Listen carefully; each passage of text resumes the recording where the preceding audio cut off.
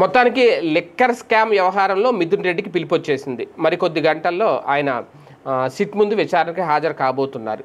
కాకపోతే ఆయన అప్పటికే హైకోర్టులో ఒక పిటిషన్ దాఖలు చేసుకున్నారు. తన న్యాయవాదితో కలిసి అనుమతి ఇవ్వండి విచారణకు హాజరయ్యేలాగా అని, లాయర్ని తీసుకుని వెళ్తాను అనేది. ఓకే, అయితే ఇప్పుడు ఏం చెప్పబోతున్నారు మిథున్ రెడ్డి అనేది ఇక్కడ కీలకం. ఎందుకంటే ఆల్రెడీ విజయసాయిరెడ్డిని విచారించిన తర్వాత ఇప్పుడు మిథున్ రెడ్డిని విచారించే అవకాశం ఉంది. విజయసాయిరెడ్డి విచారణకు సంబంధించి ఇప్పటికే విజయసాయిరెడ్డి గారు ఏం మాట్లాడతారు, ఏం చెప్పారు అనేది ఒక క్లారిటీ కూడా వచ్చేసింది. అయితే ఇప్పుడు మిథున్ రెడ్డి కూడా ఆయన సమాధానాలకు సంబంధించి, వాళ్ళ దగ్గర ఉన్న ఆధారాలకు సంబంధించి, అలాగే గతంలో సిఐడి కి కొన్ని ఆధారాలు ఇచ్చున్నారట కసిరెడ్డి.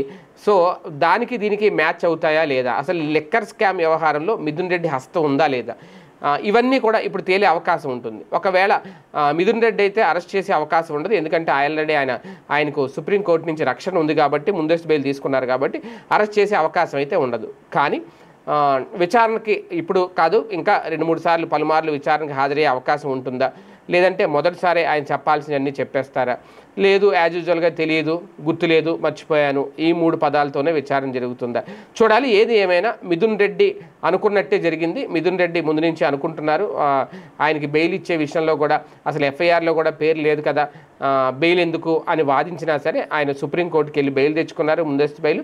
మొత్తానికి అనుకున్నట్టుగానే ఆయన విచారణకు కూడా పిలిచారు. సో ఇప్పుడు ఆయన విచారణకి హాజరయ్యి ఏం చెప్తారు అనేది ఇక్కడ చూడాల్సిన అంశం.